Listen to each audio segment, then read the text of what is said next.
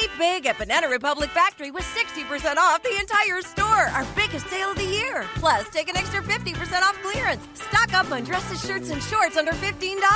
Find your nearest store or shop online only at Banana Republic Factory.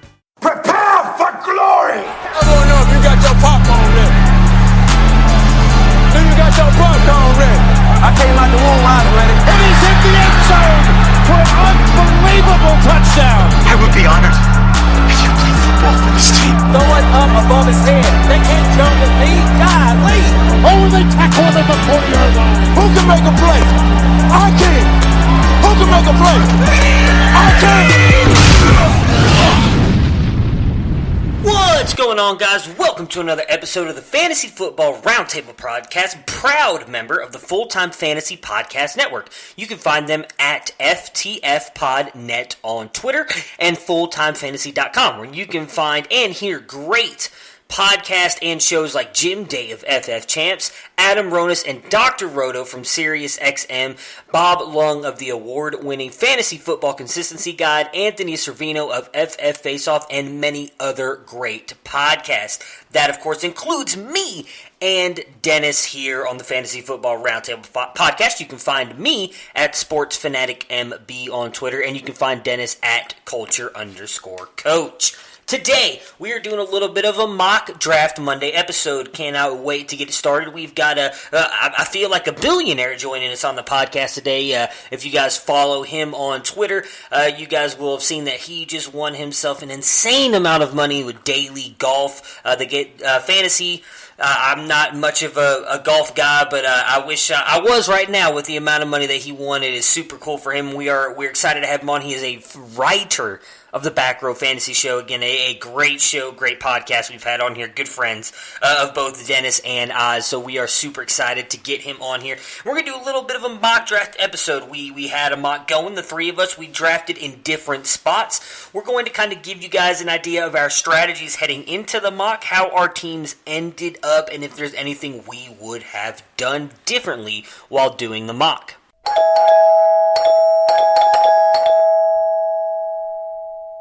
Hello. Mr. Chris Foster from the Back Row Show Writers with us. You can find him at Football Nuke on Twitter. Chris, what is going on? Thank you for joining us today. I'm excited to talk to you. Oh, thanks for having me here, man. It's great to be with you. So, as we always do when we bring new guests on here, we like to talk to you guys, get to know you a little bit, let our audience get to know you a little bit. What is your favorite football team, and do you have a favorite NFL player? Well, I've been a Minnesota Vikings fan since I was old enough to know what they were. All right. And I think, as far as favorite player, they've had some really good ones, but I'm going to kind of go with an obscure one here and say Joey Browner. If you're familiar with Joey Browner, he was just an amazingly talented safety for the Vikings. Okay, no, I do not know who that is, but that is very interesting. Most people usually go offense, so that is kind of cool to hear someone go a defensive player as their favorite player. How long have you been playing fantasy football, and kind of what got you into it? Do you have a favorite format of fantasy? I started playing fantasy football in 1996. Okay. Online. That was one of the first years that ESPN did it online, and it was a lot different then than it is now. Oh, I can imagine. Yeah. So I've been around a while. Picked up a few titles along the way, and I published Fantasy Football Magazine in 1998, 1999, 2000. It was just locally sold and everything, but it was a lot of fun, and I really enjoyed doing that, making that part of my life. Mm-hmm. My favorite format, is probably still redraft, even though I do have I pay a lot of attention to Dynasty now too. So tell our audience what you do for the Back Row Show. I mean, you know I'm in a chat with you guys. I'm a huge fan of that show. Love Bark, love Arms. They were the ones who kind of got me started in this as well. So huge fan of their show. What exactly you do for them, and just kind of give our listeners an idea of what they could find from your account. I did reference your big winnings that you had this weekend. If anybody follows you on Twitter, they'll know what I'm talking about. But you can talk about that as well. How that all happened and worked out for you. Yeah. Well, first of all, with the Back Row Fantasy Show, it's an honor to be with those guys. They really like to have a lot of fun, and they know their stuff. So I'm very impressed with how much they know. And some of the time you can tell that it's just their gut reaction and to things, and it winds up being right so often. Yeah. It's really entertaining. So what I do is I'm a content writer for all my. I'm working on some stuff right now that's kind of going to be released here pretty soon, in the next couple of days. But then I also do the publishing and editing for the other writers. So when you're looking at the writers page there, that's pretty much everything that I'm doing. And then I guess to top it off there, the last thing you said, Matt, was I did have a pretty exciting time this weekend. I did a little DraftKings fantasy golf. Yeah. And I was playing in the $40,000 tournament and managed to win second place, which was a $40,000 win. Show me the money! So that was by far the biggest win I've ever had, and it was certainly a lot of fun to experience that. Yeah, I can imagine. Like I said, I've played. I didn't do much daily fantasy last year, just based on I'm in just a crap ton of leagues, as I know when we were talking about that in the What's Up app. So I haven't had a lot of time to do daily last year, and I think even then the most I won was 2 years ago, the first week, opening week of the NFL. I think in the one league I brought home, it was like a $10 buy-in, and I think I finished like in the top 10 and brought home like $1,800. And so I thought I was balling right then. So when you posted that on Twitter the other day that you won $41,000 altogether, I was just like, dude, my wife would love me so much more if I was able to do something like that. She would not hate as much time as I spend with all this fantasy stuff if I was able to do something like that, because she would see me kind of bringing something home. So I am extremely jealous and extremely happy for you as well that you were able to pull that off. I appreciate it, man. A while back here, at the NFL season, I kind of said, as far as DFS goes, I'm either going to figure out how to stop. Yeah. Because, it just takes up a lot of time. So I've been really grinding on it. And, obviously with a lot of luck mixed in there and a lot of other contributions from I'll just mention Ducks Corner because they're awesome.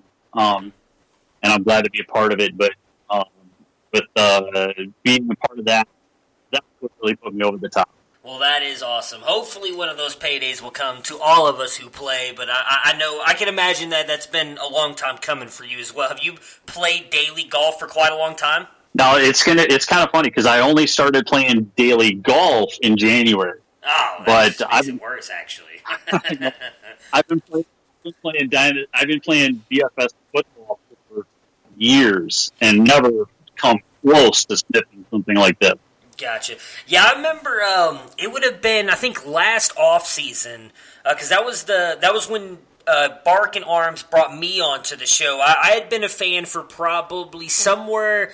It wasn't right when they started up when it was just him and Arms. It may have been like somewhere mid-season in that I discovered their podcast and became a fan of it. And I remember them talking about it in the off season that you put out like different stuff throughout the year with the daily fantasy stuff, right? Like out on Twitter, and they were talking about how you do good though doing it, right? Like you still do a pretty good job of bringing home a little bit of money here and there, keep you entertained with it. Yep. Yeah, it was a little bit, but it is just to be clear to anybody that's thinking about getting into it. It is grind. If you want to win, you have to put in the time. Otherwise, you're not going to. It's extremely competitive, and it's a grind. So you have to spend the time. Well, since we're still waiting on Dennis, if you don't mind, I'd actually like to ask you a few questions about that. Do you have any tips for anybody who's starting out? Like I know a lot of people told me when I started out not to jump into those huge tournaments that they have right there at the front, like you could win $1 million because that's where a lot of the big money players play and everything. Do you have any other tips like that could help somebody who's just starting out into playing daily fantasy? Absolutely, and you're right on, Matt. You got to start small. Picks. Be very careful about the type of contest that you get into. Look and see who's entering that same contest. Because you can see, like, if there's a lot of people in there that have badges, and that means they're experienced players. Try to find the contest where there's not as many experienced players, and keep your contest small. Try to do, like, if you have a limited budget, you want to spend $5. Try to find the single entry contest, because then you're playing one lineup against even the best players in the world. Their one lineup, so you can really increase your odds that way. But yeah, that's what I've been doing. Is I've been playing the small concept, just trying to build up a bankroll. Gotcha. And as what you do is you start to win a little bit, you only put a small percentage of that back in. Then if you have a bad week, you've got stuff left over to try again.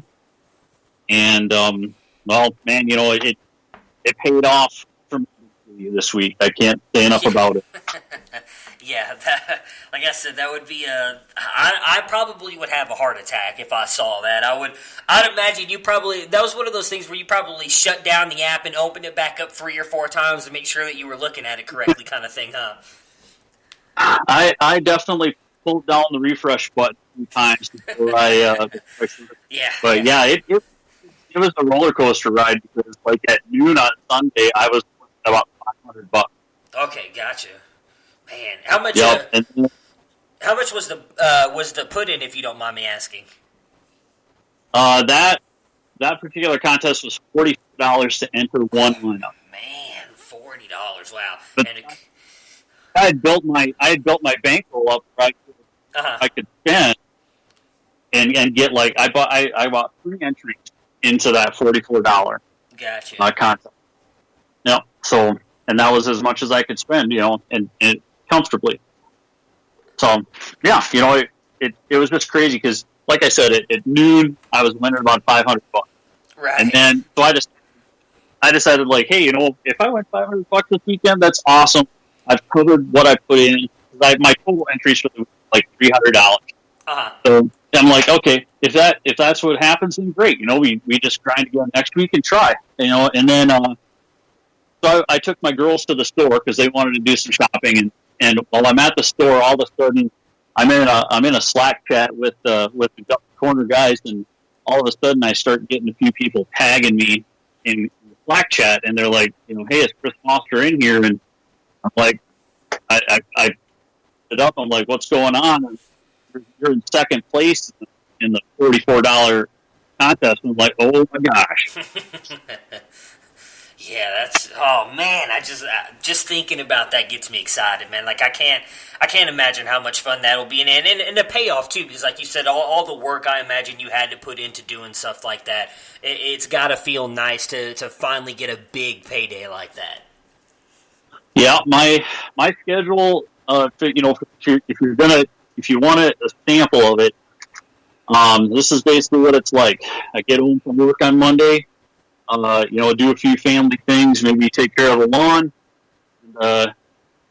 and then I start grinding on the upcoming week for golf, and I do some more on Tuesday night, I do some more on Wednesday night, set my lineups, go to bed, and wake up early on Thursday morning to make sure that nobody withdrew before the contest starts. Mm-hmm. Now, is it the same? Is that the same that you handle the football lineups as well? Yeah, football lineups. Obviously the schedule's a little bit different, but right. you got really till Sunday morning mostly to get your stuff in. I usually don't play Thursdays. There's a lot of variables on Thursday. I try to avoid those. Now, with fantasy football, a lot of people we'll just stick with redraft leagues. I know for me specifically, my goodness, I could not get that word out. Specifically, in redraft leagues, I love to double up, as in like a quarterback and like a wide receiver. Do you do the same thing in your daily games as well? Yeah. The real, I think the real trick in DFS football is not only to get now the quarterback and the wide receiver, but you want to get the quarterback, the wide receiver, the running back, and if you manage it, with the tight end that are all going to. Gotcha, man. Yeah, we'll have to bring you back on here before the season starts and see if you can't give us a little bit more help with that, maybe get me more into it. Because like I said, I used to love doing it, but I agree with you. It's something where I didn't like the very first time that I tried doing it when it really started becoming popular. It was just one of those things where like I sat down Saturday night or Sunday morning before the game started and was just like, okay, I'm just going to throw a lineup together and I'm going to win some money. And it didn't work out because, as you stated, you really have to put some time into it. It's not something where you can just sit down, plug a bunch of people in, and you're going to win thousands of dollars. You have to start small, build yourself up, and then you can go for some maybe bigger tournaments and try and win some bigger money. So I'd love to bring you back on closer to the season, and we can talk more about that as well, because Dennis is ready to go, so we will bring him on here, and we'll start talking about that mock draft.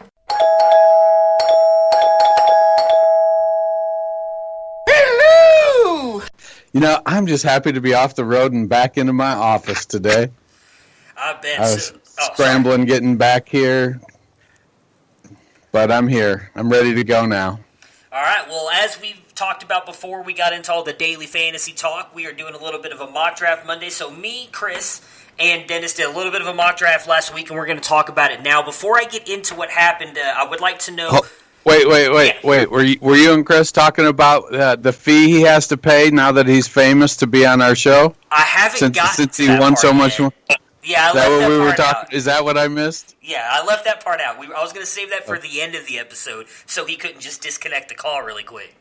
Right on. Congratulations, Chris. That was pretty awesome. Yeah, I appreciate that, Dennis. Thank you very much. It was quite the experience. So what I was going to do with this is, before we jump into reading kind of how the draft went and everything, I wanted to know, we'll start with Chris, since you're the guest, and I'll go to Dennis, and then I'll give you guys mine. When you came into the mock, did you have any kind of strategy that you guys were going with? And Chris, you picked at the 10 spot, correct? Yeah, that's right. Okay, so did you have any kind of strategy going in, or were you just trying to take best player available? How did you handle going into the mock? Well, I will say typically in virtually every draft that I do, I am focused on best player available. In some of the reading and stuff that I'd been doing right before we led up to the draft, and some of the other podcasts that I was listening to, I'd heard some guys, talking about the Travis Kelce strategy, basically, which is basically Kelce's in his own tier, and you can. But if you want to get it, you've got to grab him in a second. And so, I thought about it a while. I'm gonna give this Kelce strategy a try. Can't say that I was extremely pleased with how it turned out, but I definitely learned a few things. And that is exactly why it's always good to do mock drafts like this, because it allows you to kind of get an idea of what your team would be if you tried that strategy. Dennis, you were picking in the 3 spot. What strategy did you go into the draft with? I kind of went with at 1 through 3 or 4, you're going to typically take one of the stud running backs. And then I kind of went with the quasi zero RB for a few rounds. I thought, well, let me take George Kittle. I'm high on Kittle this year. I'm not as high on Ertz. If Kittle and Kelce had both been gone, I definitely would not have went Ertz in the second round. But then I tried to go running back for as long as I felt the value was substantially better than the wide receiver for as long as I thought the value was substantially better than running back. And so I ended up coming out of the gate with running back, tight end, 3 wide receivers. Overall, I'm pretty pleased with how it turned out.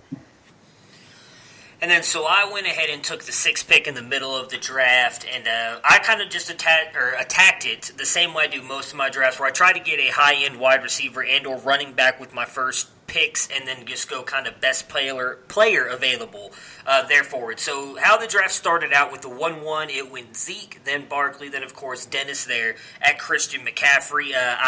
I like Christian McCaffrey there as well. I would assume, Chris, you don't see an issue with that? You wouldn't have taken Kamara or Johnson over McCaffrey?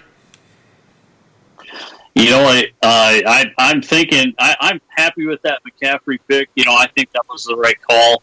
I'm just going to throw it out there, though, that people, you know, are sleeping, I think, on David Johnson's potential this year and for the future in that Arizona offense. I wouldn't be surprised to see him start to creep up the ranks as the season draws closer. Yeah, I agree. I think at 4 now, it's getting pretty close to a coin flip between DJ and Kamara. I just think Kamara, you know, when he was the guy carrying the load, he wasn't nearly as efficient as he was when Ingram was there. So Murray's going to get a fairly substantial number of touches. I don't think he's going to be an RB2, but I think Murray will be in that RB3 tier. But Kamara, they need to manage his touches to keep his efficiency high, and I think that's going to push DJ, who they don't need to manage his touches as much. His volume may push him, I think, up above Kamara. So if somebody goes DJ over Kamara, I honestly wouldn't fault them. Yeah, I actually agree with both of you, and had David Johnson fallen to 1.6 where I was picking, I would have taken him there. I would have preferred to take him as much as I love Devontae Adams, who I came away with at the 1-6 spot.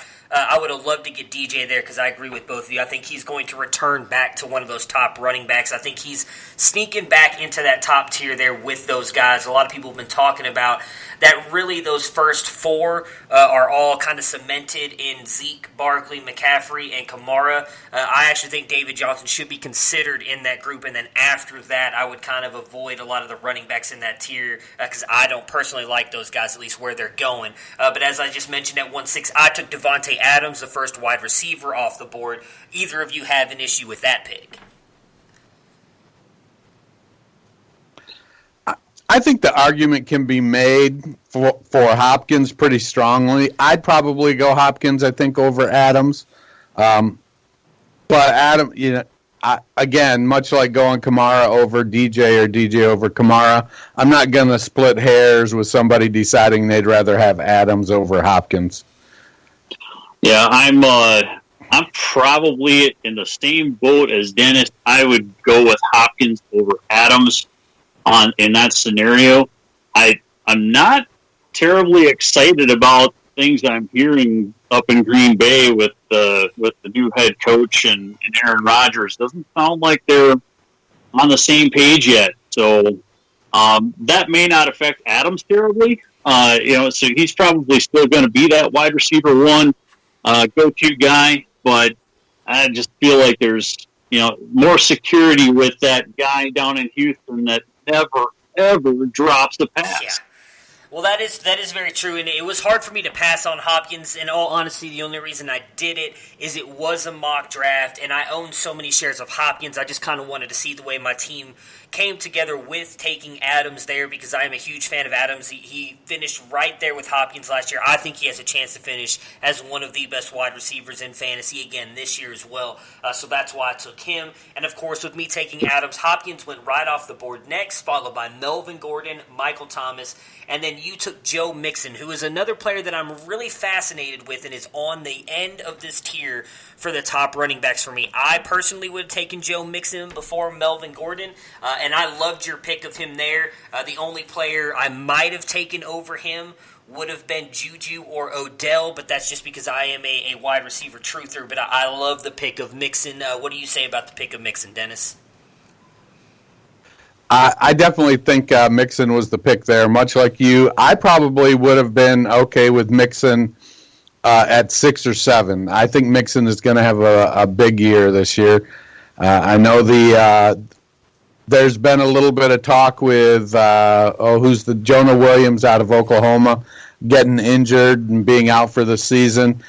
But that just means Cordy Glenn is going to move back to left tackle. And while the team struggled a little bit last year with offensive line, Billy Price is back healthy. I think they're going to be okay with the new system. And I like Mixon to take a step up this year. You know, he led the AFC in rushing last year. Yeah. He was 4th in the NFL in rushing. He's a 3-down back. I think he's better than Melvin Gordon. I definitely would move him up to probably my number 6 running back. So I don't have any issue taking him 2, 3, 4 picks higher. So I think at 10, Mixon is a fantastic pick. Was there anybody else in mind for you there, Chris, or was it just straight you knew you were going to go Mixon? Well, you know, I did look at the Juju, Julio, Odell, all those guys that went there. You know, but I really feel like over the years, I tend to go with if I've got a choice between a top wide receiver and a really good running back that I like in the first round, I tend to go with that running back. You know, because when you're dealing with PPR and you got a PPR back, you know, it's virtually like having double point. So I just felt like Mixon was the guy to go with over those guys, even though I hated to see them all drop off the board after I picked them. But I was pretty happy with getting Mixon there. I think he's due for a smash season with the new head coach, Zach Taylor, there. All right, so after Mixon went off the board, we had Le'Veon Bell, and then Juju Smith-Schuster finished out the first round. Going into the second round, you had Julio Jones, Odell, and then this is where you took Travis Kelce, as you mentioned here at the beginning of us talking about this. I was kind of surprised that you did that. Again, now that I know what you were going for, it makes a little bit of sense. You know, obviously, for me, I'm one of those people who prefers to wait on tight ends. I know once you pretty much get past, it seems like Kelce, Ertz, and Kittle, everybody else is kind of in a drop-off there, so I would rather try and build my team another way. I would have loved to take, as much as I don't like Mike Evans or Gurley possibly there. And then, obviously, you talked about why you took Travis Kelce. Dennis, any thoughts on that before we get to Chris's thoughts on Kelce? Not really. I think Kelce is the clear number 1 tight end going into the season, and, you know, he showed last year, whether Hill is there or Hill is not, he's going to be able to get a high volume, and he can do a lot with it. So he's clearly the top guy there. Grabbing him at 2-3, I don't really, you know, I didn't have any issues with it. The issue for me came at his 3rd round pick. So I think if he had went a different direction there, he'd probably be happier, but, you know, I don't have any issues with Kelce there. All right, and then you want to add anything else to your thoughts there on taking Kelce in the second round? Sure, just briefly, you know, you look at Kelce, you know, he does, I think he is in a tier, I mean, and that's it. Tier 1 tight end, Kelce, and everybody else starts at tier 2.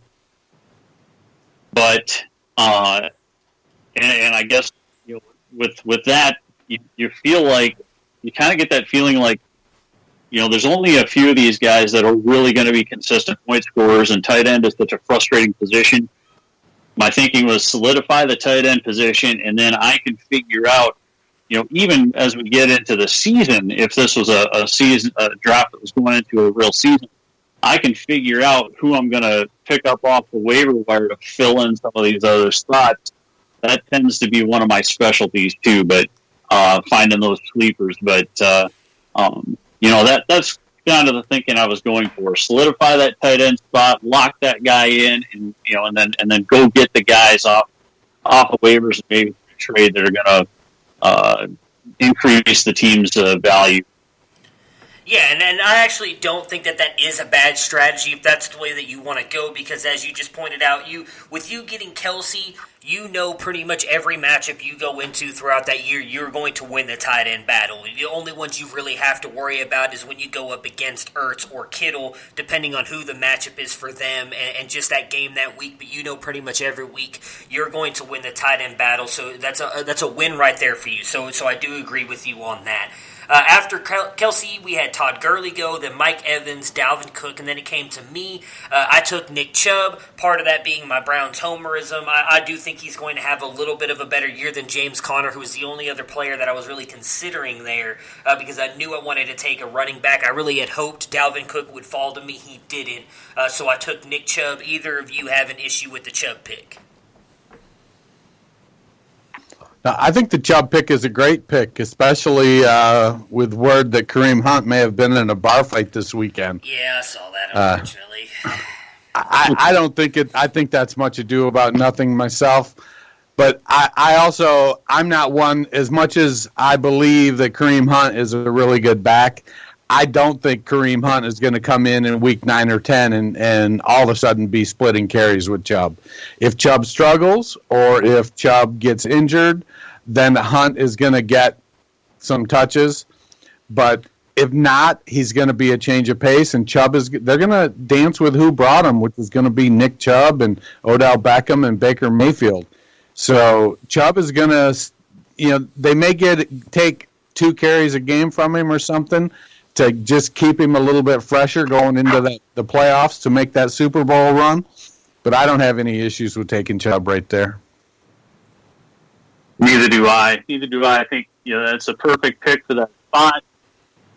High value pick, and as I kind of figure that Kareem Hunt was going to get into the mix as we go along. Now, obviously, this is before the rumors about the bar fight and stuff that we did this draft. So, kind of felt like Kareem Hunt was going to get into it. Maybe he won't. But it was a gamble that I took later on in the draft. I'm sure we'll get to it, but yeah, I mean, Chubb is a great pick there. Yeah, I was actually kind of pissed when you took Kareem Hunt because I was hoping to get him to kind of back myself up with having Chubb there. I thought that he'd go. I was hoping I could actually get him around later than when you took him. So we will definitely discuss that when we get to it. But then, of course, as I mentioned, James Conner went after me, T.Y. Hilton, and then we got to Dennis, who took George Kittle. And again, it's just because I like to go a different route. Not that it was a bad pick, because we all know I love George Kittle. Not as much as Aaron Arms does from the Back Row Show, but I do love me some George Kittle. I would have tried to get Keenan Allen, Thielen, or Antonio Brown, who all went right in that row after George Kittle, but that is who Dennis took again. He does win that position every single week, as we talked about with Chris. Dennis, just kind of your thoughts on why you took Kittle there, and then we'll go to Chris to his thoughts on that pick. Well, it was more about, I don't usually take a tight end here. I'm a wait on the tight end guy, and so I thought, well, let me try something a little bit different. The value at wide receiver was still going to be pretty high for the next 3 or 4 rounds, and while I could have went Devontae Freeman, Leonard Fournette was still available, Kerryon Johnson. I felt they were all, later round picks. Allen, Thielen, Brown, all good picks there. For me, it was more about let me try going running back tight end from the 3 spot and see how it plays out. Am I going to get some depth? How will I construct my running back position if I do it that way? And I feel like it was kind of a fun experiment to do. Yeah, that I like Dennis's reasoning there. You look at the depth behind that, and obviously his third pick worked out pretty well in my opinion. Which we'll get to in a second, I'm sure. But I think it's an interesting strategy. Again, like you said, Matt, this is why we do these mocks to see how these things play out. I'm okay with that. All right, so after George Kittle, we had Keenan Allen, Adam Thielen, Antonio Brown. Adam Thielen was the end of the second round. Then starting up in the third round, we had Antonio Brown, Devontae Freeman, and then Dennis was up again and took A.J. Green. I love A.J. Green. I think he's in for a good year. The only player I would have taken there is Stephon Diggs, because I think he is in for an even bigger year than A.J. Green. I think he's going to break out and be right on the verge of a top 12 wide receiver this year. But I do love the A.J. Green pick. I think he's being wildly undervalued right now just based on the injury and what he did last year. Your thought on getting Green there in the third round, Dennis?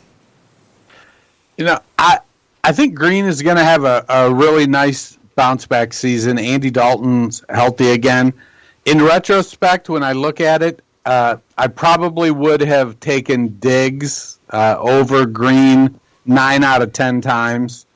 I believe Diggs is going to have a breakout year just like you do. And, Kirk Cousins is a later round QB target for me.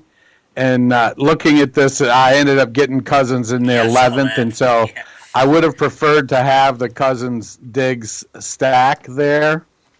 But I'm not unhappy with the Green pick. I really like A.J. Green this year. I think he's going to be back from his foot injury and his toe injury. I think he's going to put together a really nice season. He finally has the Bengals have a really balanced attack with Mixon, Green, and Boyd. If they can keep a tight end on the field without breaking him for 6 or 8 games in a row, they could have end up having a really nice bounce back season overall. Yeah, AJ Green. I mean, that's, to me, you're getting a potential first round talent right there in the third round. It's a great pick. I understand the argument with Diggs, and you're talking to a Vikings fan here. I would still take AJ Green over Stephon Diggs this year. Okay. I would. I think Green is gonna get it done with the new offense. Even with the quarterback he has, he's a little himself, right? But it's just the guy that the quarterback he is. But I think I love it. I love the pick. So after Green went, we had Damian Williams, Leonard Fournette, and then I was up and I took Stephon Diggs. I was hoping him or Green fell to me. I was extremely happy to get Diggs. As me and Dennis both just touched on, we both think that he's in for a huge year. So to get him in the 3 spot, especially if he does break out the way that I think he could and finishing close to a top 12 wide receiver, for me, that was a steal. Your guys' thoughts on getting Diggs? I think Diggs was a steal there. Dropping all the way to the 3-6 could end up being the best value in the entire draft that we did. I think Diggs is going to have a monster year. Yeah, Stephon Diggs, it's a great pick there, Matt. You really hit it, and I would have definitely taken Diggs ahead of Damian Williams. No guarantees there with Williams, and I would have taken him ahead of Leonard Fournette, who went right before. Absolutely, I don't trust Leonard Fournette's potential output for the year either. So Diggs for sure, absolutely 100% right there is a great pick. So after Diggs, we had Kerryon Johnson, Aaron Jones, Amari Cooper, and then this gets to Chris's pick here that Dennis was talking about. He took Patrick Mahomes. This is an interesting pick, and I'm interested to hear why you did it, because again, I'm one of the people who loves to wait on QB, but much like Travis Kelce, Patrick Mahomes is in a tier of his own, I would say, at quarterback. I know many think, and I kind of do think that Andrew Luck has a chance to be right there with Patrick Mahomes, but I don't think there's many other quarterbacks that are right there in that group. I think it's Mahomes and Luck. So again, you do get possibly the best quarterback as well right there in the third round. Just kind of your thoughts and your strategy on why you took Mahomes there. Yeah, at first it was the thought that let's pair up Mahomes with Kelce, and have that stack there, and just being on Mahomes since before since he was really drafted, kind of had that a little bit of nostalgic love for him there. And admittedly, after doing it, I thought to myself, well, that was certainly a mistake. I should have waited. But I what can I say? I would have done something different if I had. Probably, Dennis said earlier, 9 times out of 10. I think 9 times out of 10, I would have done something different. It's hard to fault somebody when they take the overall quarterback 1, even as early as the end of the 3rd round. I saw something on Twitter earlier today. Somebody had posted, they were talking about Mahomes and being drafted, and they're like, if he had thrown 15 fewer touchdowns last year, he'd have still been the QB1. Yeah. Jeez. So, yeah. So it's okay value. The hard part is, so let's say you take Amari Cooper, or no, you take who went after. So I don't really like any of those immediately after you picked. That's my kind of thought on it too. Is that I don't hate the pick because looking at what came after that, there's not anybody that I really love that went after that. And like even his wide receiver, there's only one wide receiver that went the spot after him that I would even think about taking over him. So looking at the way the board fell, it's kind of hard to fault him for taking Mahomes because I don't think there's much value before or after his pick of getting Mahomes. Yeah, I concur. So I mean, I get what you're saying, Chris, and getting it. But as we talked about with the daily fantasy stuff, you love to get that double up. So not only did you get the double up of Patrick Mahomes and Travis Kelce, who are both also possibly the best players at their position. So I don't think it's a bad pick at all. I think the one thing that probably hurt you a little bit, and part of it was don't want to say faulty mechanics because someone could draft like this, but we did have a team that went like straight 6 RBs, which is a little you're likely not going to see that in a draft, which kind of depleted the running back depth after that part because after that you had Josh Jacobs, Derrick Henry, Zach Ertz, David Montgomery, and then you took Julian Edelman. And I don't think that's a bad pick at all. I think Julian Edelman is in for a really good year. I think Brady is going to lean on him more than anybody else in that offense. And in a PPR league, that just helps you out even more. The only other wide receiver I would have even considered, but I still would have taken Edelman over him, would have been Brandon Cooks. And that's the player who went right after. So your kind of thoughts on getting Edelman there, and then we'll get Dennis's thoughts on that pick. Yeah, it was very similar to what you said, Matt. I mean, Brady is going to, Brady's back. Gronk is not back. Edelman is his trusted guy. And you look at Edelman's stats last year, 74 receptions in 12 games. I project his receptions this year, he plays teams, are going to be in that 93 to 98 range. He's going to be that go-to guy. He's going to be, the guy almost like that, like James White out of the backfield. He's just going to be that automatic point scorer every game for the Patriots. He's going to be that safety valve guy, and he seemed like as far as the Rams receivers go, I really struggle. I've had Brandon Cooks in a lot of leagues, and I feel like I've gotten burned by Brandon Cooks in a lot of leagues. And and then Robert Woods right behind him. I just don't have the confidence that Robert Woods is going to maintain his level of production. So at 4-5, drafting Robert Woods felt high to me, or at 4-3, drafting Robert Woods felt high to me. I still struggle with Edelman. I don't know. I'm almost certain I would have taken Cooks over Edelman. I think he's going to get a decent amount of targets and probably have a fairly high reception number, but he's not going to get a ton of yards, I don't think. And I feel like we're set up for a Sony Michel 15 to 17 or 18 touchdown season, which means Edelman also isn't going to pick up a bunch of touchdown passes. They'll go to Harry, they'll go to Lacoste, and they're going to hand the ball off to Sony Michel. So I think that's going to push Edelman's value down when it comes to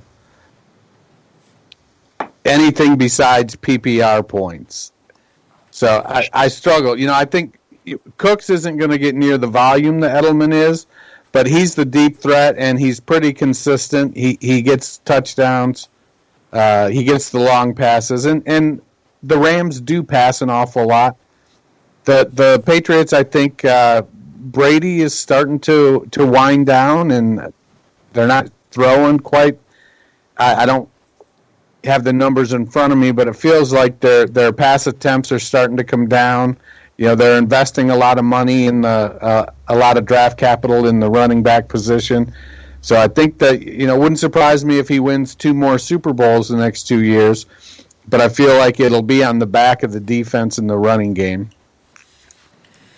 All right, so as we've touched on a couple times here, Brandon Cooks went right after Edelman, then Robert Woods, Marlon Mack, and then it came to me, and I went Kenyon Drake. Obviously, for anyone who's listened to the podcast knows I'm a huge believer in Kenyon Drake. I think this is finally going to be his year to really kind of break out. New head coach, new coaching scheme, offense. Hopefully he'll be able to be given the ball and prove exactly what he's worth. We've seen it on limited carries. I think that he can do it with the full workload. I did think about obviously taking my guy Philip Lindsay and Sony Michel right there, but I knew Drake would not fall back to me, so I went ahead and took him there. Loved getting him as my RB2. Your guys' thoughts on getting Kenyon Drake there in the 4th round? Would you have gone a different route, or would you have taken Drake?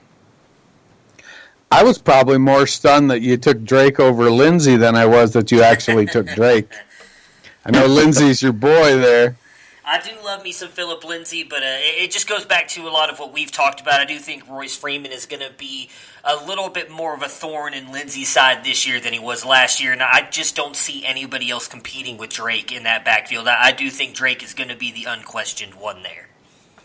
Yeah, I like Drake here. I'm a Kenyon Drake fan, and I think he's a very dynamic runner. He's a good pass catcher, and Miami does. It's not like Miami has this broad array of weapons. It's Kenyon Drake. It's Mike Gesicki. It's a bunch of wide receivers. Preston Williams being the one I hope to take over. So we'll kind of see what happens with the new regime there. But I feel like Drake is the guy to own in that Miami offense. Definitely. Yep. I'm good with it. I'm good with it too. Philip Lindsay is awfully tempting to me. He would be the other guy that I would go with there. And maybe a passing glance at Kenny Golladay there too. But I mean, knowing you already got 2 really good receivers, I can see why you'd want to even that out. It's your RB1, RB2 to go out to wide receiver 1 and 2. Mm-hmm. But let me ask you guys something now. We know a little bit more about the Tyreek Hill situation over the weekend, and amazingly enough, it sounds like he may not get much of a suspension at all. Matt? Now, being a few days later, where are you at on, if you had to revisit that, are you still sticking with Drake? I would, just because I have Adams and Diggs. I just don't feel that I would need Tyreek Hill. However, if I'd have known this a couple days ago, I would have taken Tyreek Hill where I took Diggs, if I'm being honest. Obviously, I know none of us condone what he is being accused of or whatever happened off the field. But as a fantasy player, he is an elite option. So had he been available in the 3rd round, I would have taken him over Diggs in a heartbeat. Not that I don't love Stephon Diggs, I do, but just Tyreek Hill's upside and obviously boom potential with Patrick Mahomes would have had me taking him there at 3. I like to try and balance my teams. I do think obviously having Tyreek Hill over Drake would have been huge. But then if you look at kind of some of the running backs that were left and went right after that, had I not taken Drake, I think would have really kind of screwed my team, at least depth-wise running back, if that makes sense. For sure. And I also think, too, now, with you bringing that up in the news, that it's likely he's going to get, at worst, a 4-game suspension. I imagine he's likely going to go in the third round of most drafts. Now, I can't imagine he falls to the end of the fourth round, which is where he went in this draft. So after Kenyon Drake, we saw, again, Philip Lindsay, Sony Michel. Then Dennis came up and took Kenny Golladay, a big fan of his as well. Dennis, your kind of thoughts and strategy on taking Kenny Golladay right there? He's the number one in Detroit, and I know Marvin is still there. He's coming off an injury, though. And Stafford has shown that he can support a couple wide receivers. The biggest concern I think I have in Detroit will be how much Darrell Bevell decides to run the ball. If he starts to shorten the clock and take the air out of the ball, brings the play count down, those are all things that could negatively affect Kenny Golladay. But Golladay is going to be the red zone guy. He'll definitely be the downfield guy. Him and Marvin both. They've got a couple Jags in the slot.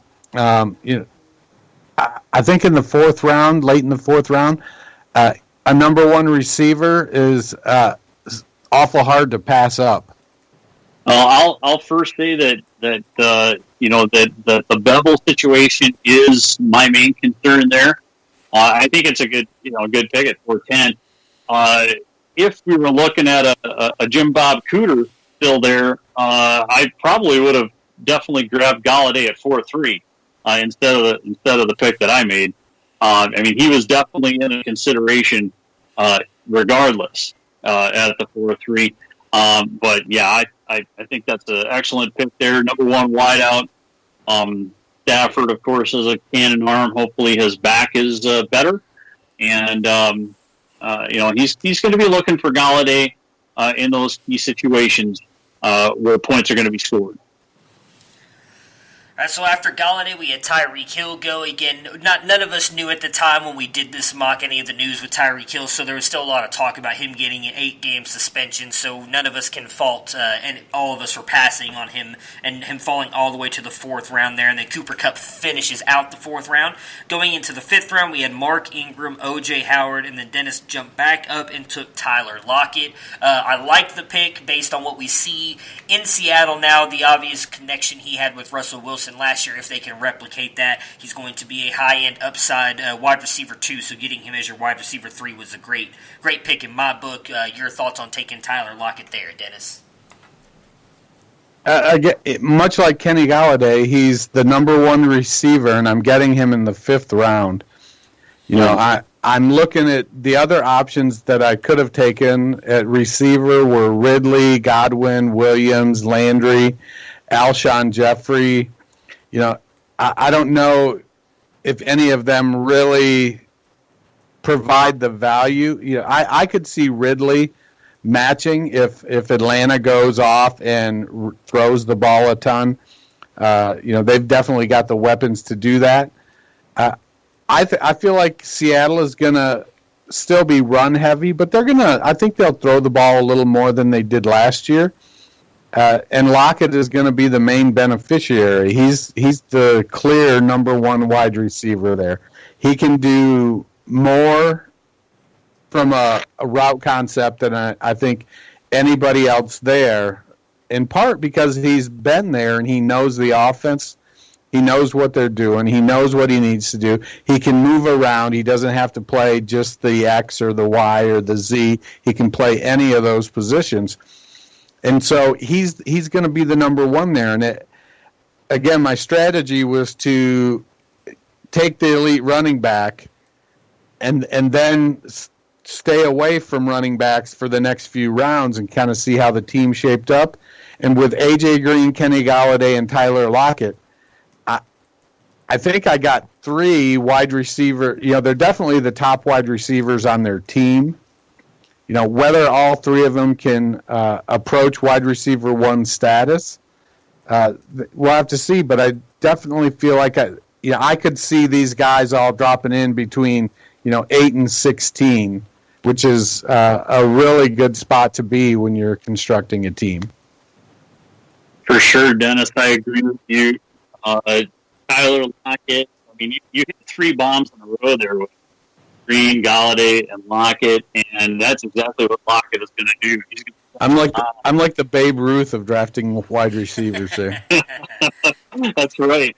But that's what Lockett is going to do. He's going to catch bombs from Russell Wilson, and he's proven that he does not need to have 8, 9, 10 receptions a game to put up really good fantasy numbers. He's proven that. And now that he's stepped up to that wide receiver 1 echelon, I think I can't argue that pick at all. It's a great selection. All right, so after Lockett, we had Calvin Ridley go, then James White, then I was back up. This was the one pick that I question a little bit for myself, and that's Derrius Guice, and that's just because we don't know if he's going to be fully healthy yet, but I wanted to get another running back. I personally love to throw running backs that can catch the ball into my flex spot. I think in a PPR league, that just gives them a little bit of an added bonus. I feel like they have a little bit more, I guess, chance to produce more in all fantasy leagues because there's a better chance of them getting the ball more often than a wide receiver. But again, him not being fully healthy yet was a little bit of a question mark for me. But really, there was only one other guy that I thought about taking. Actually, 2, and it would be Chris Godwin and Jarvis Landry. I honestly thought both would fall to the next round, which they did not. Your guys' thoughts on the Derrius Guice pick? I don't know if it's a reach. His passing game chops are, I think he's better. You like to say he's better than people give him credit for, which I agree. But I don't know necessarily what that means at this point. He's coming off the knee injury. They've got a good backup in Adrian Peterson, so they don't have to rush him. So the potential is there that I don't want to say 2019 could be a lost season for Guice, but it could be one of those, 750-yard seasons because they're kind of just working him back and stuff. And it's one of those draft picks that could really pay off, let's say, if you make the playoffs. But it's also one that might not be a ton of help for the first 8 games of the season because he might barely be flex worthy early on because he's splitting time with Thompson and splitting time with Peterson and they've got a 3-headed monster and maybe he has a game with 15 carries and then maybe he follows it up with a 7 carry and a 10 carry game and so I feel like that 2019 could provide some uncertainty for Guice. I think next year, definitely, I think he's going to be the unquestioned number 1 there in Washington. Yeah, you're talking about a guy there that in his last 2 seasons in college carried the ball 420 times, had over 2,500 yards on the ground, he scored 26 touchdowns too, but 26 touchdowns. But he's not. I'm still concerned about that, about his ability to catch the ball out of the backfield a little bit. I think it maybe is a little bit of a reach here. But looking at the guys that are behind him, that you might have had to go with in that third for that third running back. I mean, of the ones that are left, I might have selected Chris Carson at that spot, but of course, obviously, he's got Penny behind him too. Just like Guice has a pretty crowded backfield to deal with as well. So, yeah, that's I think it's a little bit of reach, but still a good pick.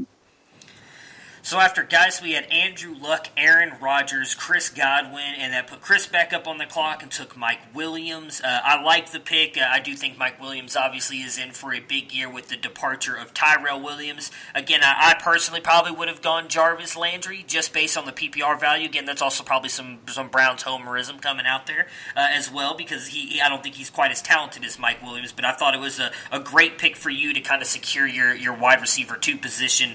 Chris, your thoughts on taking Mike Williams there? Yeah, and Landry was right there. It was literally like going to make the pick. Who do I want? And I decided to go ahead with Williams. I think that you look at his scoring last year. He's in the end zone 10 times. I think that and we know how Keenan Allen can be. He's kind of starts off slow and kind of ramps up as he goes through the season. Williams, I think, is going to wind up being that guy that Phillip Rivers really counts on. You can get him the ball in tight situations. Basically, he just needs to throw it up where Williams can go and other people can't. I think this year we're going to see. It's that magical third year for the wide receiver. We're going to see him kind of turn into something pretty special out there in Los Angeles. I love me some Mike Williams, and I think at the 5'10", that is an outstanding pick. I definitely would have taken Mike Williams at the 5'6" over Darius Geis. I don't think he's going to regress from the touchdowns too much. I could see him maybe dropping from 10 to 8, but I think his playing time and targets are going to go up to the point that it's going to render that effectively. It'll still be a net gain because of the more targets, more yards.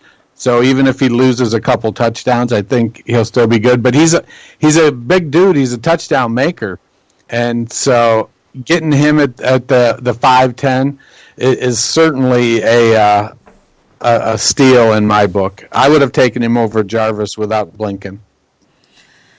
All right, after Mike Williams, we had Jarvis Landry go. Then Tevin Coleman finished out the 5th round. Going into the 6th round, you had Chris Carson, Deshaun Watson. That put Chris back up on the clock, and he took Tyler Boyd. Chris, your thoughts on taking Tyler Boyd right there? Well, again, this is another guy that I think is going to take advantage of being that guy, that's in a new offense, in that Ram style offense, and I think Boyd is. He really came out of the scene last year, came out of nowhere, and really surprised a lot of us, probably all of us. But he could fill that role of that go-to guy, that go-to pass catcher across the middle. I think Boyd's output is going to go up from where it was last year, and I was more than happy to take him at that spot. I love Tyler Boyd. I think he had a great year last year. He showed that he can be very productive across from A.J. Green. The only thing that concerns me is that when A.J. Green went out, his production didn't go up. So if AJ's back and other guys start to take a step, let's say John Ross does something, or one of the other guys they have, Auden Tate or Alex Erickson, one of these guys starts to be productive. They start using Giovanni Bernard in the passing game. Where's that going to come from? It's not going to come from A.J. Green. Those targets are going to come from Boyd.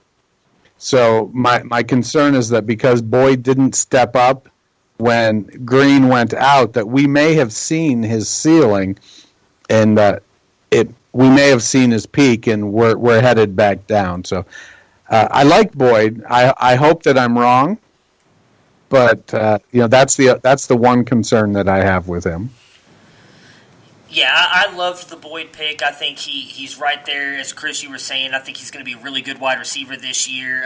I do have a little bit of worry with the A.J. Green stuff, as Dennis was just mentioning, but I still think if Boyd stays healthy, he's going to be a rock-solid, probably mid to low-tier wide receiver 2. And so, again, to get him as your wide receiver 3, much like Dennis did, and getting 2 wide receiver 2s to fill out that wide receiver 2 and 3 spots, I thought was a home run for you. After Boyd, it was Tariq Cohen, Sammy Watkins, Lamar Miller. That put me up. And honestly, I took Baker Mayfield because Chris took Tyler Boyd. He is who I was hoping would fall to me. Would have loved to have taken a wide receiver there. Didn't see a wide receiver I really liked on the board. Thought a couple of the guys that went off early in the 7th round would fall to me, which they didn't. So your guys' thoughts on me taking Baker in the 6th round? I definitely think he was the next quarterback. I suppose the case could be made for Matt Ryan to go there. I don't think Breeze, who went a couple picks later, I definitely wouldn't have taken Breeze there. I felt a little homerish. I might have went Dante Pettis over him. Maybe even Christian Kirk. I suppose I could probably make the argument for DJ Moore or even Allen Robinson over him, but I don't hate the pick. I think Baker's going to be probably a top 5, top 8 at worst quarterback this year. So like I said, I don't hate the pick. I think when we're at the end of the season, when we're wrapping things up here in January, you're 1, 2, and 3 quarterbacks in for fantasy points are going to be Mahomes, Drew Luck, Baker. I love it. And you can talk to the back row guys. I'm good when it comes to quarterback evaluation and as far as predicting where they're going to come out. I was on Mahomes last year, but I really think Baker's going to be right there. I kind of think overall my projections are more like Luck's going to finish first, Mahomes second, and Mayfield third. And he's going to have an enjoyable year. Browns fans are going to really enjoy watching him play football. Yeah, I think those are spot-on projections myself. I have Luck as my QB1, so. Yeah, we actually just did last week. We were talking about quarterbacks and how they would finish higher or lower, and that was our biggest thing was debating between Baker and I believe it was Deshaun Watson right there for like the 3 and 4 on how we thought they might finish. So I agree with you. I love the projections, and I'd love for Baker Mayfield to finish that high because I own him in a lot of places. After Baker, we had Darrell Henderson go, Drew Brees, and that put Dennis back on the clock, and he took his guy, Rashad Penny. Dennis, why'd you take Rashad there? I felt it was the value in wide receivers was starting to wane, and I'm a believer in Penny. I think he's going to take that job. I think he's going to have a great year. In this draft, what do we do? 15 rounds. I only took 4 running backs, and after the first round, I waited until the 6th before I took my second one. So, Rashad Penny is an absolutely dynamic runner. It hurts me because I also like Chris Carson a lot, but what I think is that Seattle is probably still going to lead the league in rush attempts. And it's going to be a situation where they'll be able to support both backs for a time. But when all is said and done, I think Penny is the better runner. Chris Carson is good, but I think Penny is better. And at this point, I was looking at potential running back options. There were some I felt okay waiting on. And so I did consider wide receivers here, but I like Rashad Penny, and I'm a big fan, and so for me it was the spot to go. I really could have gone with Christian Kirk here. I would have been fine doing that. Same with Dante Pettis. I think you've got potential there for. Yet again, another wide receiver 1 that you could wind up at either spot there.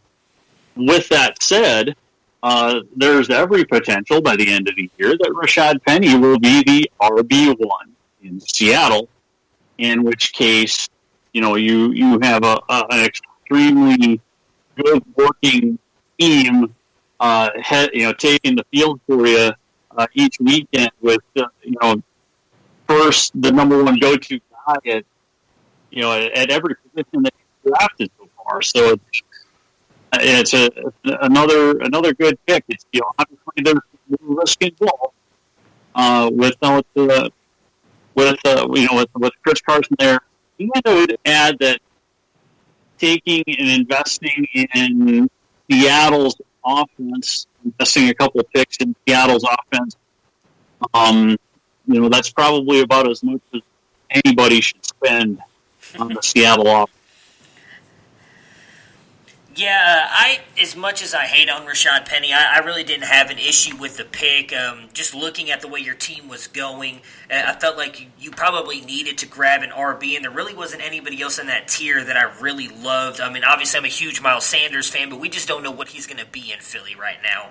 And I'm right there with Chris on the wide receivers. I'd have loved to take Christian Kirk, Dante Pettis, or Robbie Anderson there. But again, looking at your team, you had just taken Green, Galladay, and Lockett, so it would have been hard for me to pass on a running back there too, knowing you just had those three guys. And chances are you would have been able to get one of them in that next round. So after Penny, we had Alshon Jeffrey go, and then Hunter Henry finished out the 6th round. Going into the 7th round, you had Robbie Anderson, Christian Kirk, and then you came back and took Miles Sanders as well to kind of add into that running back depth.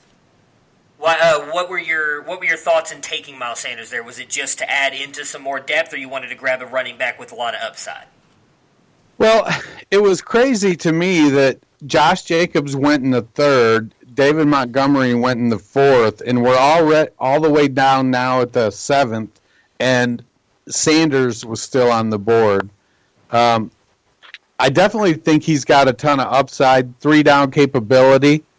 There's going to be a little bit of a learning curve. I think Jordan Howard is definitely going to get some carries this year. I think Howard is a solid back and definitely a flex-worthy play most weeks. But I feel like Sanders really fits that Philadelphia offense well, and they're going to want to give him a shot to see what he can do. And when I look at this, in this draft, we only have to start 2 running backs. And so McCaffrey is 1. And as long as McCaffrey stays healthy, all I have to worry about is the bye week. And between Petty and Sanders, and then all the way down in round 13, I took Dion Lewis. That gives me 3 guys to matchup play and see if anybody actually establishes themselves as the leader on their team. So I feel like I've got some good options at running back because I have a really, really strong wide receiver group. So I feel really comfortable with Sanders there. And it seems like every year rookie running backs, 2 or 3 of them just pop out and do really well. And Sanders has the talent to be one of those guys. For sure. One of Sanders' biggest fans is the guy that went at 1-2, Saquon. He's been quoted as saying that he really thinks Sanders is going to be special. The only question in my mind is how much time Doug Peterson's going to give him. How many touches are going to get out of him? Might have gone Pettis there, but really, it would have been between Sanders and Pettis, and thinking about what Coach is talking about with his strategy, I think it fits that spot pretty well. So after we had Miles Sanders go, Dante Pettis went, Evan Ingram, then I jumped up and I took Will Fuller. I was honestly hoping Pettis would fall to me there.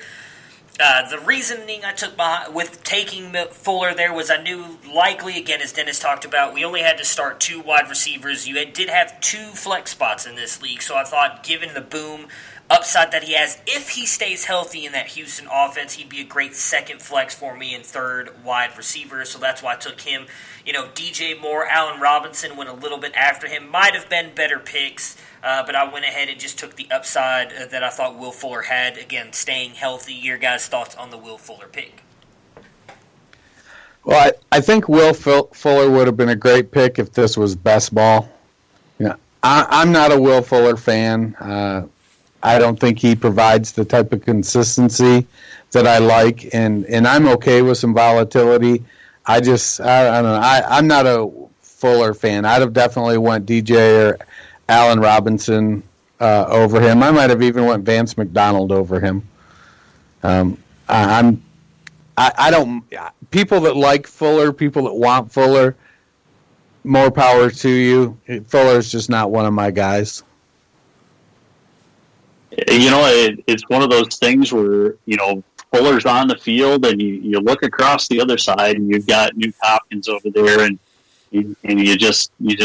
you're always, I find myself going, man, how can I trust the Fuller production? How can I trust it's going to be there? And then it shows up, and he does when he's on the field. Now, granted, we've had to deal with a lot of Will Fuller injuries. When he's on the field, he is a producer, and even with Hopkins there. Now, I think that at the same time, I always wind up passing on him for some reason. And so I think it's a solid third wideout option there. I probably would have wound up passing on him again. I probably would have gone in a different direction, maybe the Vance McDonald direction, maybe DJ Moore. But, I probably would have passed on him there too.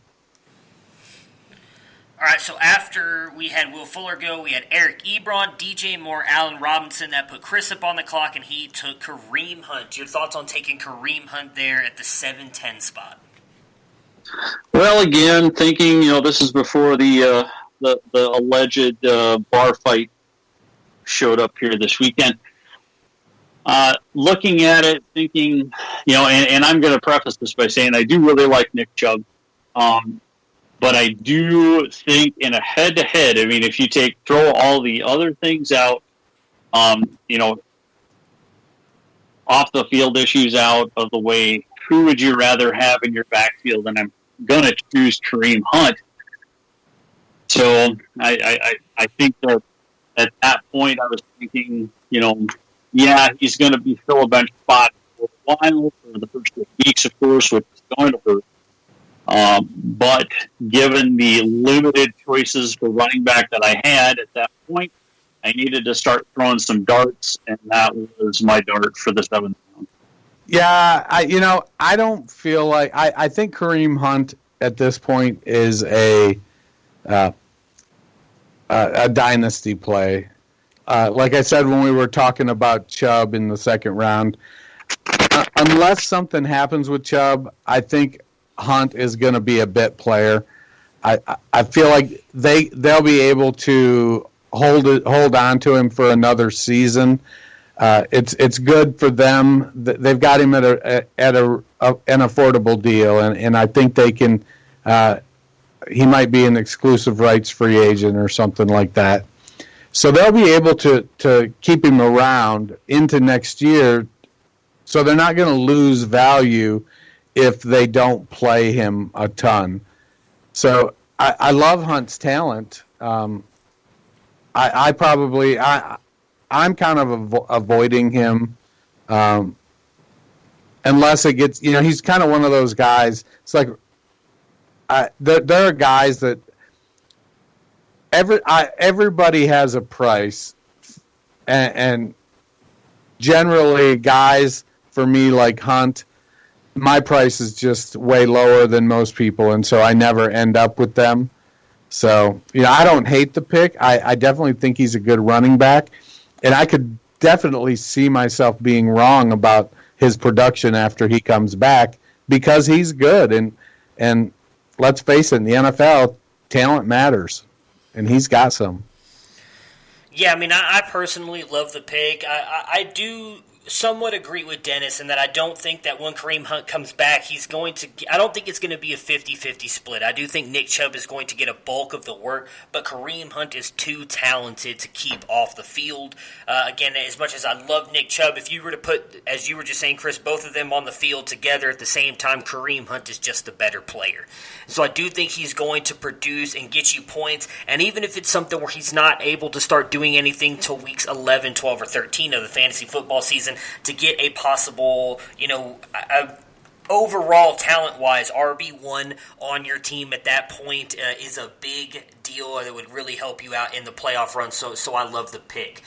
We are running a little close here, are cutting it close to being out of time here, so what I'm going to do is just kind of go down the rest of your guys' teams and get your guys' opinions on that. So at the 8-3, you took Ronald Jones. 9-10, you took Jalen Samuels. And 10-3, you took Carlos Hyde. So a little bit of a running back run there. I personally loved all three picks for you. Loved Ronald Jones. I think he, is being criminally underrated. I think he has a really good shot to break out this year. I already know Dennis is going to disagree with that. Loved Jalen Samuels, especially in a PPR league. We saw what he could do last year. And then obviously, like the Carlos Hyde pick as well, Dennis is someone who very much believes Carlos Hyde has a chance to be the best running back in Kansas City. So to get him in the 10th round, I thought was a huge steal for you. Your thoughts on that kind of three running back run there? Yeah, you pretty much summed it up. I feel like that Bruce Arians, it's the perfect opportunity. If Ronald Jones is going to be doing something in the NFL, it's going to be under Bruce Arians' tutelage. And there's really nobody in his way. Peyton Barber is a Jag, just a guy. So if Ronald Jones is going to get that opportunity this year, so I figured, at that spot, I could go that way and feel pretty good about it. Jalen Samuels, again, like that PPR option. Then Carlos Hyde. You talk about Carlos Hyde. This was my RB1 dart, because if Damian Williams comes out of the gate slow, they are going to switch. Andy Reid's going to switch to Carlos Hyde like a bolt of lightning. And if Hyde gets a chance to touch that ball 25 times a game, he's going to do nicely in that Kansas City offense. Very nicely. Yeah, I love me some Carlos Hyde. I don't think Jones is going to happen. I know a lot of people want to make it a thing. They want to keep giving him, it's only his second year. But the dude can't catch and he gets knocked over by a miscut blade of grass. So I'm not on the Jones train. I said earlier that there's a price for everybody, but Jones is way down there for me. This would have been one of those situations, honestly. I don't know if I'd have taken Jones if he was available. I probably would have taken him, 12th or 13th round if he was there, just as a dart throw. But I'm not on Ronald Jones at all. Jalen Samuels, I think, is going to have a consistent role. I don't think it has a particularly high ceiling unless he gets a touchdown. But he's somebody I could see getting, 4 catches. And in PPR, that's going to definitely, that's going to give you, I can see a 7 or 8 point game consistently from Jalen Samuels. Hyde, I think, is being slept on. I'm not a Damian Williams guy at all, which I probably should stop saying that because I took over an orphan that I have him on, and I can't seem to trade him for decent value. But then again, I'm always talking about how much I dislike him and don't think he's very good, so that's probably my own damn fault. All right, so in the 11th round, you follow that up with Dante Moncrief, and at the 12th spot, I thought was one of the best picks in the draft, if I'm being honest. You took Josh Allen, and then in the 13th round, you took Deshaun Hamilton. I loved your last 2 picks there. With Dante Moncrief, I've never been a Moncrief fan. If it were me, I would have taken Curtis Samuel or Paris Campbell, who went after him. Do you just really like Dante Moncrief? And then obviously your thoughts on Hamilton and Josh Allen, who I thought really were knockout picks for you. Yeah, I really felt good about every single one of those. I think it's a great spot for all those guys to be in. Josh Allen is a fantasy producer. He's going to keep doing it. I think Deshaun Hamilton could wind up being the wide receiver 1 in Denver pretty easily. And I'm pretty sure that Moncrief is going to put up some good stats this year. So I felt good about all three of those. Moncrief, to me, I think he's an enigma. I think he's one of those guys that's going to end up with the reputation of being a better pro NFL player than fantasy asset. I think he flashes occasionally, but I don't know. I struggle with buying into him. I think he's had a couple of opportunities to be the man, and he's failed both times. And so if it happens, it happens. I mean, Brandon Lloyd did it. We talked about that with the Back Row Show.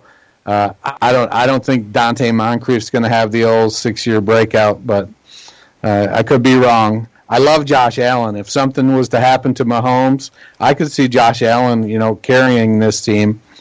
And Deshaun Hamilton, I'm not sold that Emmanuel Sanders is coming back at the beginning of the season from that torn Achilles. I mean, he's a 31-year-old wide receiver with a torn Achilles. And it's great that he's rehabbing, and it'll be a nice story if he does. But I think that's Deshaun Hamilton's role now, and I think he's going to play that slot receiver, that inside role, the wide receiver 2 and 2 wide sets. And I love Courtland Sutton, but I also wouldn't be surprised to see Hamilton lead the team in receptions and overall receiving. So I think that's a great pick in the 13th round. All right, so how I finished out my draft, I took N'Keal Harry at 8.7, which hurt me quite bad taking him there. At 9.6, I took David Njoku to pair up with Baker Mayfield. 10.7, I took Devin Singletary. 11.6, probably one of my favorite picks in the draft were my next two, where I took at 11.6 Curtis Samuel and 12.7 Nyheim Hines, and then finished it out with Anthony Miller at the 13.6. Just my thoughts on those really quick. Love Curtis Samuel. I think he's due for a huge year in my goodness, I was going to say Kansas City. I know he's not Kansas City. In Carolina. I just love the weapon that he is. I think that they started using him the right way toward the end of the year. Last year could be a great weapon for Cam Newton. Love Nyheim Hines. I think he's going to be the receiving down back. He's going to spell Marlon Mack, and when Marlon Mack gets hurt, which we all know is going to happen eventually, he is going to get a lot of run there. And then, of course, Devin Singletary, I thought was a great upside pick there in the 10th round. As someone who believes LaShawn McCoy is not long for the Buffalo Bills roster, I think Singletary has a shot to be the one there in Buffalo. So to get a number one running back on a team that late, I thought was a great pick in my defense. Your thoughts on the rest of my draft there, Dennis? I think N'Keal Harry is a rookie wide receiver. If he produces at any kind of moderately high level, is going to be an outlier. I do think he's going to get the opportunity. I think they like him. I think it'll come down to how well does he learn the playbook. If he does, Harry's going to get some opportunity. I love Njoku's. Jesus, I can't even talk. I love Njoku's ability. A little trouble with his hands occasionally. My concern is that now there are so many mouths to feed in Cleveland that somebody has to starve. And I feel like it's going to be Njoku. It's not going to be OBJ, and I don't think it's going to be Jarvis. So if you give them a combined, let's say, 250 targets, who gets the rest? Who gets the lion's share of the rest of them? It's probably not Njoku. It's there's Callaway, Higgins, Duke Johnson. The rest of them are going to get spread around pretty thinly, I think. And with Njoku not being as efficient as some of the other guys, I think that may be a little opportunity. I definitely, if I'm drafting Njoku, I'm probably going to try to pick somebody up later, just in case. I like to pair Njoku with Jack Doyle, because Doyle's kind of the opposite.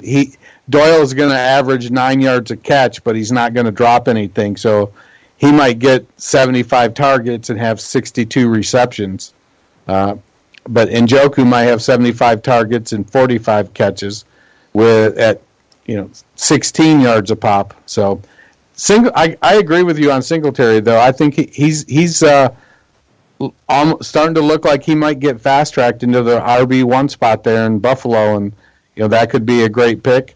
Samuel needs to continue his breakout, and Hines had, what do you have, 56 catches last year, 62 catches last year. So he's well on his way to establishing a role. My concern with Hines, though, is as somebody who is a Marlon Mack believer, Mack is a good pass catcher. So he gives the offense a little more versatility than having Hines on the field does. So there potentially could see a little bit of drop in his production. Anthony Miller, I think, is a good pick in the 13th as well. Miller looks to be the wide receiver 2 in Chicago. Now it's just going to come down to, is Mitch Trubisky going to take another step in his growth as a quarterback? Yeah, I like Harry, like that pick. I think it's a good pick for that spot. Obviously, he fills a void there created doing. I agree with Coach on Njoku. I think he's going to wind up getting kind of the short straw as far as number of opportunities. He's going to suffer. Singletary has the potential to be that RB1 up in Buffalo. Very possible. Just like Curtis Samuel has a great opportunity to really take another step forward this year. Carolina. Hines, I could do with them or without. I really have a strong feeling that Marlon Mack's going to be a really successful back this year and really stake his claim as the unquestionable running back 1 in Indianapolis. But, like I said, 12th round, go ahead and grab that guy. And Anthony Miller, watched him a lot last year. Of course, he's in my division. They're in the NFC North. Got a potential to be really good. I do have some concerns about his quarterback and whether or not he will be consistent enough to really make Miller a good wide receiver. But, great grab at 13-6.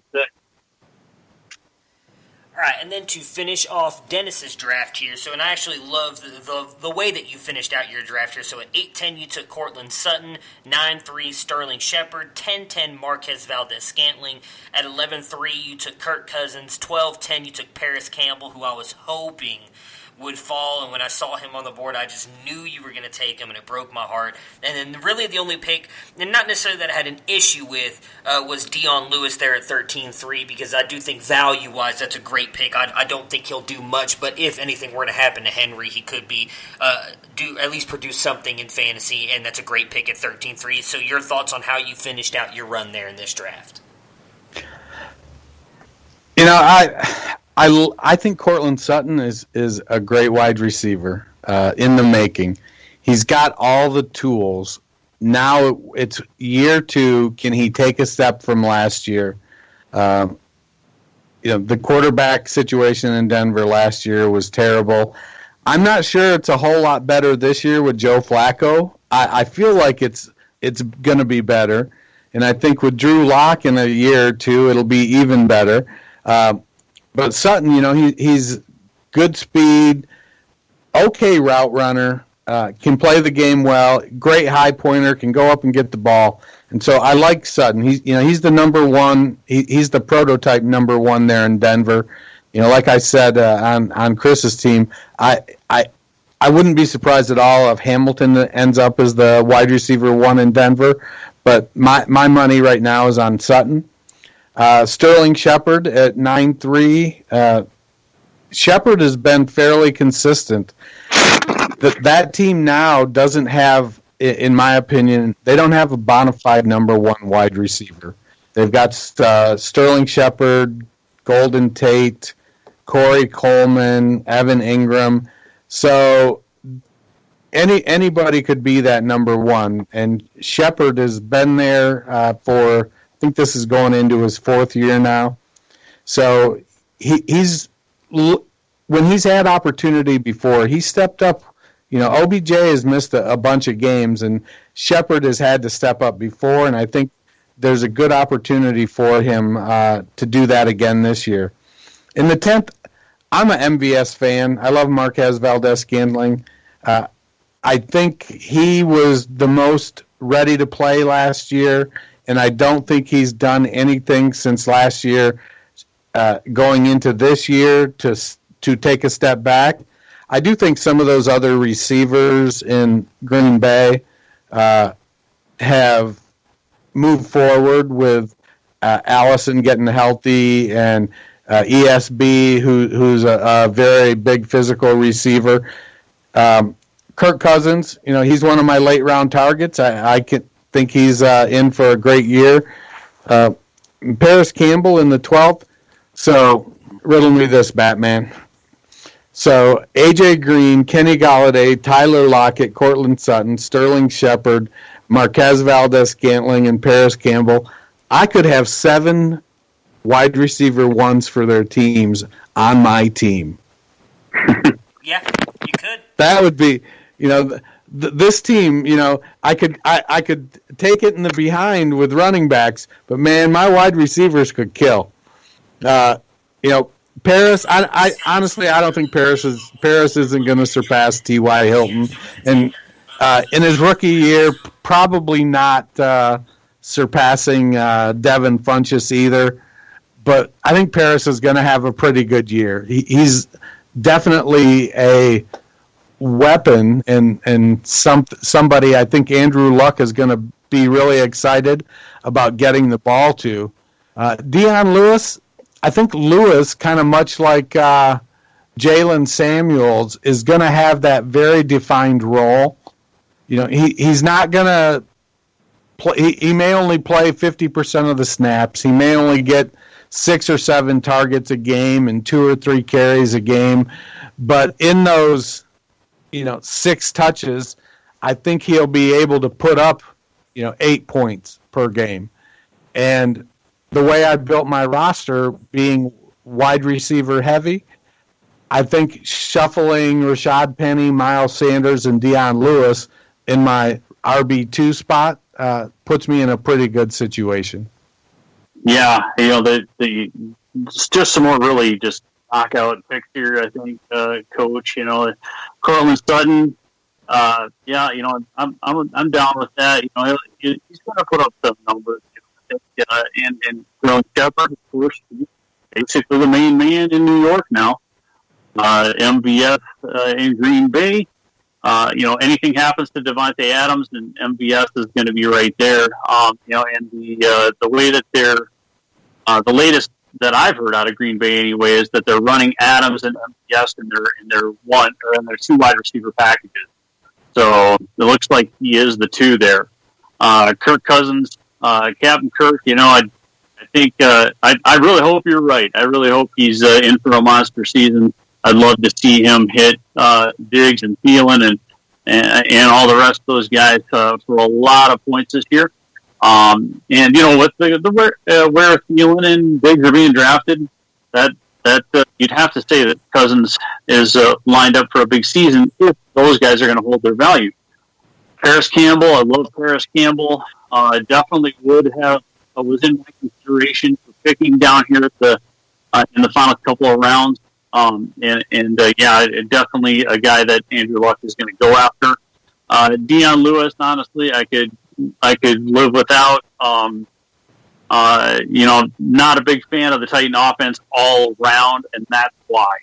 I just don't expect much out of them, and I guess that's my reasoning behind my sentiment on that.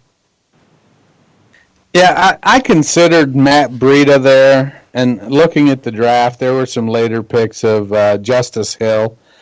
Ideally, I think if Peyton Barber would have dropped one more pick, I'd have probably taken Peyton Barber at the 13-3, but he went at the 13-2. So I guess I don't really dispute that premise about the Titans' offense not being super productive. You know, they're another team that's gonna shorten the clock, not run as many plays, and that's gonna hamper Lewis's productivity.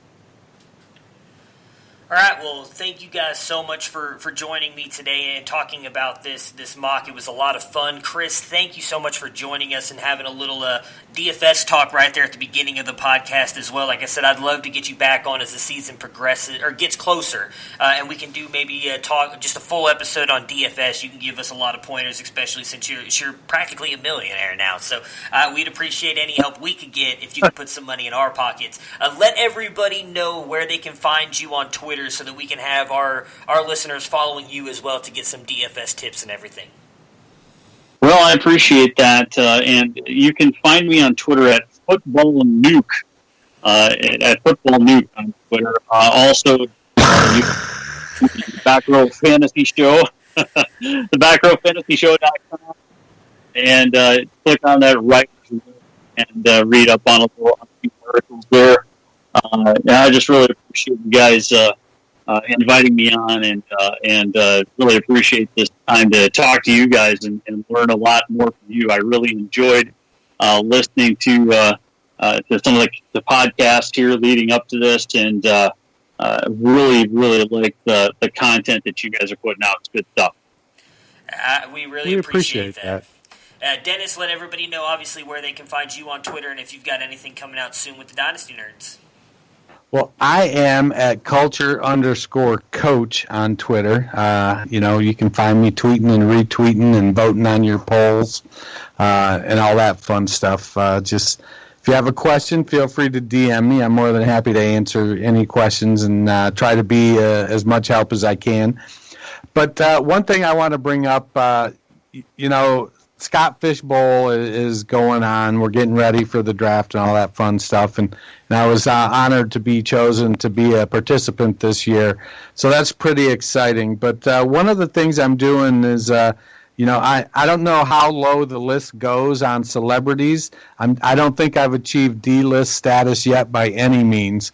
But I did set up a celebrity eliminator with John Bosch and from Dynasty Game Night.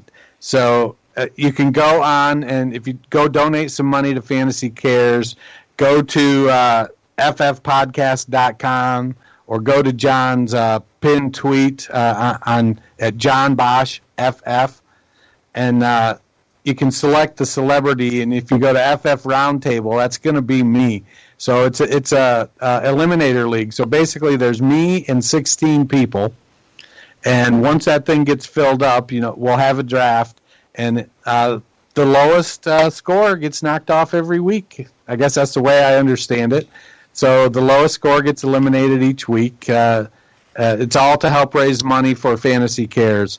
Last year, the Scott Fish Bowl and all the satellite leagues and things like the Fantasy Cares eliminators that John runs raised almost over $44,000 for Toys for Tots to buy toys for kids last year for Christmas, and this year we wanna beat that. So go get in a league with me. Let's do a celebrity league, and we'll play an eliminator against me, and I'll take all your money and I'll give it to charity.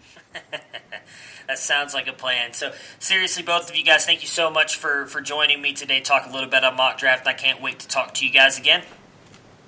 Right on. Thanks very much. Prepare for glory! I don't know if you got your popcorn ready. If you got your popcorn ready. I came out the womb, I was ready. And he's hit the end zone for an unbelievable touchdown. I would be honored if you played football for this team. Throw it up above his head. They can't jump with me. Golly. Over the tackle at the 40-yard line. Who can make a play? I can! Who can make a play? I can!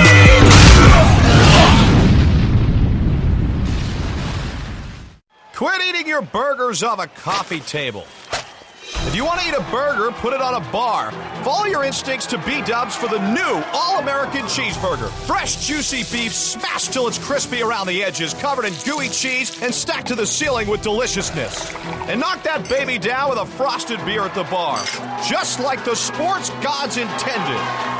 The new All-American Cheeseburger at Buffalo Wild Wings. Roar! Please drink responsibly. And now, an ad from Dad. All right, save money on car insurance when you bundle home and auto with Progressive. Can I take these off? All right. What is this? This looks good. Wow, that's well made. Where did you get this? I'm talking to you with the hair. Yeah, where did you get this?